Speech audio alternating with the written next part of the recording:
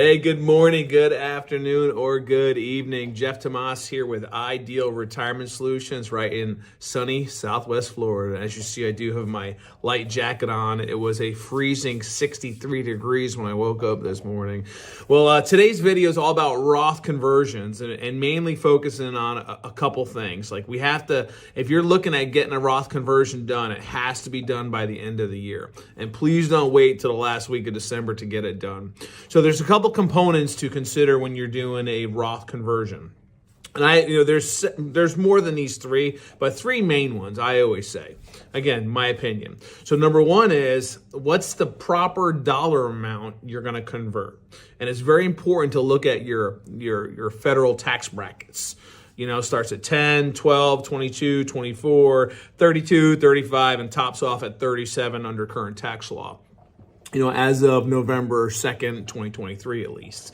So we have to look at that. Now, does it make sense to max out the 22%, the 24%? Because if you're maxing out the 22 to 24% tax bracket, not the largest jump. So we have to really calculate those numbers, or you have to calculate them if you're not working with a firm that specializes in reducing taxable income in your retirement years. So looking at a couple things, the dollar amount, how much do you convert? Okay, then also going into the holdings, the portfolio, and figuring out what asset do I convert. Let's just take an example. Let's look at, say, if you have a Tesla holding in your IRA, and Tesla is down 20% coming into December. I look at that as an opportunity, right? So it may make sense to convert the Tesla over to the Roth account because it's down. Right? And typically, or historically speaking, if you hold a security long enough, it tends to come back up. And if you experience the rebound inside of your Roth, you never pay tax on the rebound.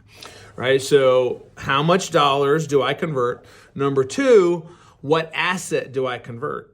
Is it a stock? Is it a bond? Is it an annuity? So like I said just a second ago, if you have an equity that's down, we want to convert that. Well, if your equities are booming, they're up 15, 20% on the year, you may want to look at a conservative asset to convert. You may have an IRA CD, you may have an IRA annuity, bonds in your IRA. So we have to look at that. So one, how much money do I convert? Number two, what asset do I convert? And number three on the list is, where do I get the money to convert?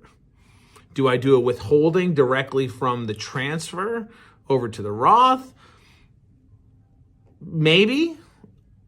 Or do you use some of your brokerage money or taxable money, non-qualified money, to pay the taxes on it? So we have to look at what's the most tax inefficient money you have to build out a bucket of money that's the most tax efficient, and a lot of times that being Roth money. So those are the three components. So if your advisor's not talking to you about at least those three things, how much money do I convert? Where do I get, how much money do I convert? What asset do I convert? And also, where does the money come from, right? Having those conversations, you need to start asking them. Because if there's almost no mathematical way, again, my opinion, that we're going to have lower taxes in the future. I haven't met anyone who can mathematically prove that to me with our spending, our debt, money going overseas to fund different things. So, hey, if you have questions about it, please let us know. You can contact our firm, Ideal Retirement Solutions in Southwest Florida. We have two locations, one in Port Charlotte and one in Fort Myers. And I'll be happy to at least kind of answer some of the initial questions you have for you. Jeff Tomas, the CEO of Ideal Retirement Solutions.